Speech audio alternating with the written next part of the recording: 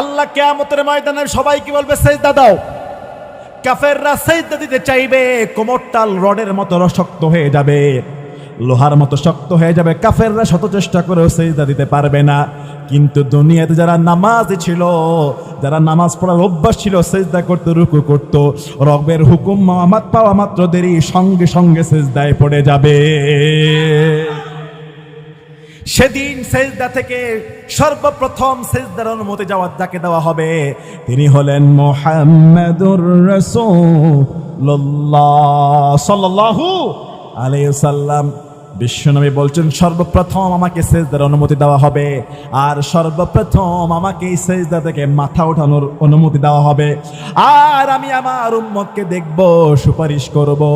সাহাবারা বলছেন হুজুর আপনার এত লক্ষ লক্ষ মানুষের মধ্যে আপনি শেষ নবীর উম্মতকে কিভাবে চিনবেন? আদম আলাইহিস সালামের উম্মত থাকবে, ঈসা রুহুল্লাহর উম্মত থাকবে, ইব্রাহিম খলিলুল্লাহর উম্মত থাকবে, লক্ষ লক্ষ পয়গম্বরদের উম্মত থাকবে। বিশ্বনবী বলছেন আমি আমার উম্মতদেরকে সুপারিশ করব। সাহাবারা বলছেন হুজুর এত কোটি কোটি উম্মতের মধ্যে আপনার উম্মতকে কিভাবে চিনবেন? আল্লাহ রাসূল সাল্লাল্লাহু আলাইহি ওয়াসাল্লাম বলছে কিভাবে চিনবো? আমার উম্মতকে চিনার মতো চারটা আলামত থাকবে।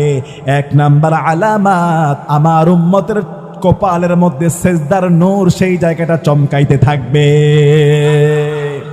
প্রথম চিহ্ন হলো নামাজীদের কপালের মধ্যে তার যে সিজদার জায়গা সেটা নূরের মতো চমকাবে। দুই নম্বরে আমার উম্মতের যে অজুর জায়গা, হাত ধুইতো, মুখ ধুইতো, পা ধুতো, ধৌত করত, অজুর যেই জায়গাগুলো হবে কিয়ামতের ময়দানে আমার উম্মতের অজুর ধোয়ার জায়গাগুলো নূরের মতো চমকাবে। তিন নম্বরে ডান হাতে আমলনামা দেওয়া হবে। চার নম্বরে ডানে বামে সামনে পিছনে চতুর্দিকে নূর আর নূর থাকবে।